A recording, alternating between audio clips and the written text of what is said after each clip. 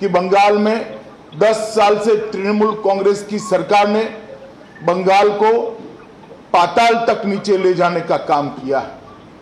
हर चीज में भ्रष्टाचार, हर चीज में टोलबाजी, राजनीतिक हिंसा, घुसपैठ, तुष्टीकरण, हिंदुओं के और आदिवासियों के त्योहार मनाने के लिए हमें कोर्ट में जाना पड़े, इस प्रकार की स्थिति और मारपीट और गुंडागर्दी ने पूरे बंगाल के विकास को तहस नहस कर रख दिया है। एक बंगाल एक जमाने में जो देश के विकास की अगुवाई करता था, देश की शिक्षा की अगुवाई करता था, आध्यात्म के क्षेत्र में देश की अगुवाई करता था और स्वातंत्र सेनानियों के क्षेत्र में भी बंगाल पूरे देश भर में मुखर करता। सुभाष बाबू हो चाहे खुदीराम बोस हो, वो बंगाली ही थे जिन्होंने देश की स्वतंत्रता लड़ाई को एक नई ऊर्जा दी। वंदे मातरम के गान ने पूरे भारत को एकजुट करने का काम किया। वही बंगाल आज गुंडा राज के अंदर लिप्त होकर रह गया है।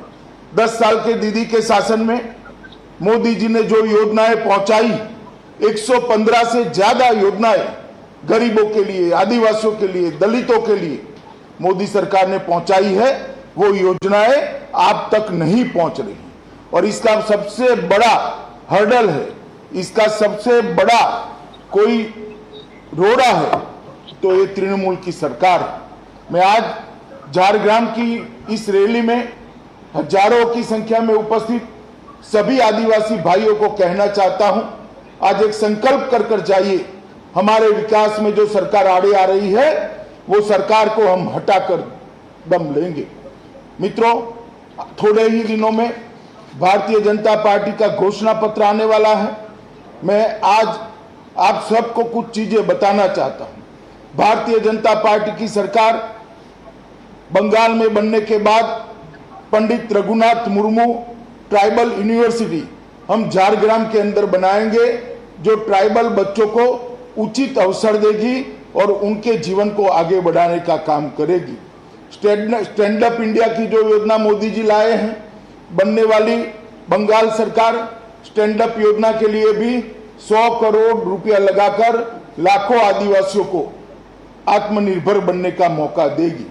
हम 50% फाइनेंशियल असिस्टेंट आर्थिक सहायता वो स्टूडेंट को लेंगे जो 70% से मार्क लेकर आदिवासी समाज के, एसटी समाज के 70% से ज्यादा मार्क लेकर आते हैं, उनको आगे की पढ़ाई के लिए 12वीं कक्षा से आगे की पढ़ाई के लिए हम आगे करेंगे। कंस्ट्रक्शन ऑफ हॉस्टल, जो छात्रालयों के निर्माण का काम मोदी जी ने हाथ में लिया है, उसको भी 100 करोड़ रुपया और जोड़कर हम आगे बढ़ाएंगे। और एकलव्य मॉडल रेसिडेंसी स्कूल केंद्र सरकार ने जो भेजी है, वो बंगाल सरकार ने इसको ढंग से इंप्लीमेंट नहीं किया है, उसको ढंग से जमीन पर नहीं उतारा है। मैं आपको वादा करना चाहता हूं कि हर तहसील में एकलव्य मॉडल रेसिडेंशियल स्कूल बनाने का हम काम करेंगे। वन धन विकास केंद्र जो आदिवासियों के स्किल अपग्रेडेशन के लिए काम करता है, उसको भी हम आगे बढ़ाएंगे। फॉरेस्ट राइट एक्ट पूरा का पूरा इंप्लीमेंट हो और इसमें ना कोई चुना हुआ प्रतिनिधि भ्रष्टाचार कर पाए, ना कोई सरकारी अधिकारी भ्रष्टाचार न कर पाए, इस प्रकार की हम व्यवस्था करेंगे। ओरान, मुंडा, भूमजी, माहिली, बिहार से लेकर सारी आदिवासी जातियों को इसके अंदर हम जोड़ने का काम करेंगे।